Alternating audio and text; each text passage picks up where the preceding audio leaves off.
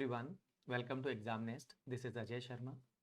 आज हम बात करने वाले हैं IPMAT IIM Indore 2021 exam के बारे में। इसका एक एनालिसिस करेंगे और क्या एक्सपेक्टेड कट ऑफ रह सकती है उसके बारे में हम बात करेंगे। सबसे पहले जानना ज़रूरी है कि क्या क्या चीज़ें हैं जो कट ऑफ को डिसाइड करती हैं। नंबर ऑफ एस्पिरेंट्स, अगर हम लास्ट ईयर से कंपेरिजन करें इस पेपर का तो नंबर ऑफ एस्पिरेंट्स काफ़ी ज़्यादा बढ़ गए हैं। लास्ट ईयर ये एग्ज़ाम सितंबर में हुआ था, तब तक ज़्यादातर स्टूडेंट्स कहीं ना कहीं एडमिशन ले चुके थे और सेम डे पे डीयू का जो डीयू जेट एग्ज़ाम है वो भी हुआ था। तो कई स्टूडेंट्स को दोनों में से एक ही एग्ज़ाम को ऑप्ट करना पड़ा था। तो इस साल एक फैक्टर ये रहा कि नंबर ऑफ स्टूडेंट जो हैं वो बढ़ गए हैं। Second factor, level of preparation. क्योंकि अवेयरनेस बढ़ी है आईपीएम प्रोग्राम के बारे में, तो जो प्रिपरेशन का लेवल है स्टूडेंट्स का वो भी काफ़ी ज़्यादा बढ़ गया है। लास्ट ईयर तक जनरली स्टूडेंट्स 35 टू 40 डेज का जो क्रैश कोर्स होता था वो ज्वाइन करते थे और प्रिपेयर करते थे। लेकिन अब ट्रेंड बदल चुका है। अब स्टूडेंट्स इस एग्ज़ाम की तैयारी ऑलमोस्ट पूरे एक साल करते हैं और इस दौरान वो काफ़ी प्रैक्टिस करते हैं। और जितनी ज़्यादा आप प्रैक्टिस करेंगे उतने ही ज़्यादा एग्ज़ाम में आपके अच्छे परफॉर्म करने के चांसेस भी बढ़ जाएंगे। लेवल ऑफ टफनेस की अगर हम बात करें तो ये जो पेपर है वो लास्ट ईयर के लेवल के हिसाब से लगभग उसी लेवल पे हम इसको प्लेस कर सकते हैं। एक सेक्शन थोड़ा सा टफ हो गया था तो दूसरा सेक्शन थोड़ा सा इजी हो गया है। First section short answer based जो क्वेश्चन था, सेक्शन था क्वांटिटेटिव एप्टीट्यूड का, वो लगभग उसी लेवल पे था। सेकेंड सेक्शन एमसीक्यू थोड़ा सा लेंदी भी हो गया था और कुछ क्वेश्चंस ऐसे थे जो थोड़े टिपिकल क्वेश्चंस थे जो टाइम कंज्यूमिंग थे। तो इस पर्टिकुलर सेक्शन को आप कह सकते हैं कि वो लास्ट ईयर से थोड़ा टफ था। वर्बल एबिलिटी का सेक्शन कंपेरेटिवली ईजी था, पर इसका मतलब ये नहीं था कि इतना ईजी हो जाए कि हर एक स्टूडेंट इसको परफॉर्म कर सके। यहाँ पर आपको एक पैरामीटर और ध्यान रखना होगा, एक्यूरेसी इन ईच सेक्शन।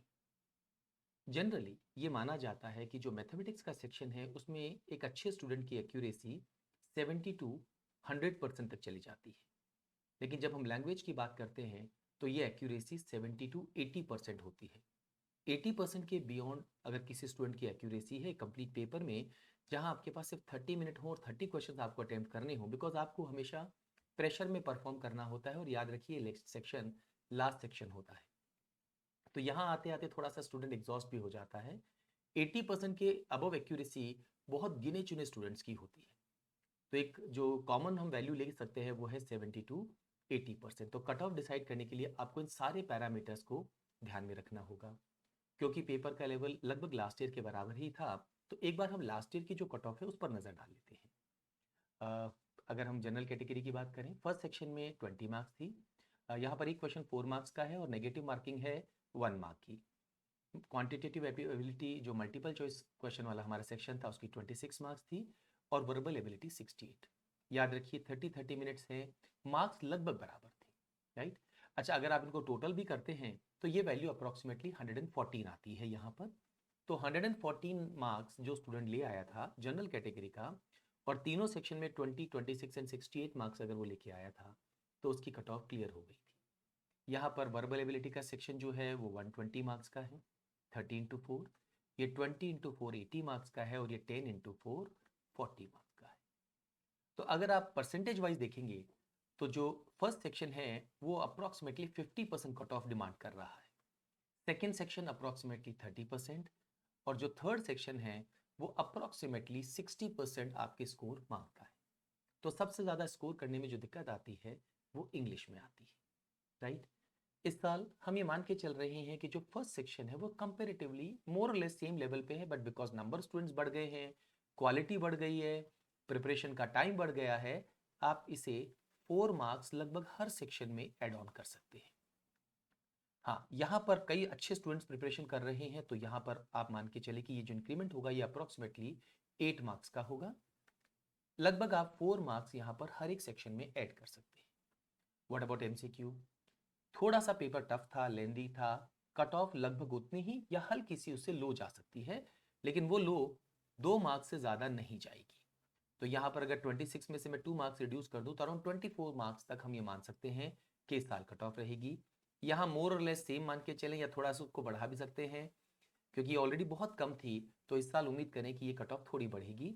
ये अराउंड 10 मार्क्स आप ले लें, ये 8 मार्क्स ले लें, ये अप्रॉक्सीमेटली आप 16 मार्क्स और इसको अराउंड 4 टू 8 मार्क्स ले सकते हैं। इन सेक्शन में कट ऑफ किसी में कम होगी, किसी में ज़्यादा होगी, राइट? जहाँ पर ऑलरेडी बहुत कम कट ऑफ आ रही है वहाँ डेफिनेटली कट ऑफ बढ़ेगी। वर्बल एबिलिटी की अगर हम बात करें, यहाँ पर जैसा मैंने कहा एक्यूरेसी के फैक्टर को आपको कंसिडर करना पड़ेगा।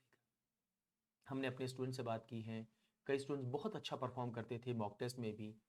उनका जब हमने ओवरऑल अटेम्प्ट्स देखा तो ये ट्रेंड नजर आया कि उन्होंने अराउंड 26, 27 या 28, जो बहुत अच्छे स्टूडेंट थे उन्होंने इस रेंज में क्वेश्चन अटेम्प्ट किए थे लैंग्वेज में, और जो थोड़ा उनसे कम रेंज में थे उन्होंने 22 से लेकर 25 तक क्वेश्चन अटेम्प्ट किए। Considering 80% accuracy, right? आप मान के चलें कि यहां पर भी जो कट ऑफ है वो लगभग इतनी ही रहेगी, बहुत किया तो आप इसको 4 मार्क्स इंक्रीज कर सकते हैं। इससे ज्यादा आप इसमें फर्क उम्मीद ना करें। यहां पर जैसे मैंने 43 का सिर्फ एक ही मार्क बढ़ाया है, बहुत ज्यादा यहां पे स्कोर नहीं आता है। इसको आप थोड़ा बढ़ा सकते हैं, इसे आप 4 मार्क्स बढ़ा सकते हैं, इसे भी 44 और इसे मे बी आप 16 या 20 तक ले जा सकते हैं, करेक्ट? तो अगर 24, 24 और 72 ये नंबर मेरे आ गए हैं तो, और ओवरऑल डेफिनेटली 120 अगर मार्क्स आ गए हैं तो मेरी तीनों सेक्शन की कट ऑफ क्लियर हो जाएगी और मुझे इंटरव्यू कॉल आ जाएगी। पर याद रखिए, इंटरव्यू कॉल आना सफिशिएंट नहीं है, क्योंकि जो आपका फाइनल एडमिशन होता है उसमें आपका जो रिटन टेस्ट है उसका स्कोर का वेटेज कंपेरेटिवली काफ़ी हाई होता है।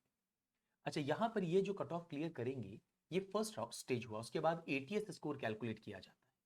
अब यहाँ पर एक चीज़ आपको और ध्यान रखनी है, एटीएस में जो सबसे ज़्यादा वेटेज मिलता है वो मिलता है यहाँ पर।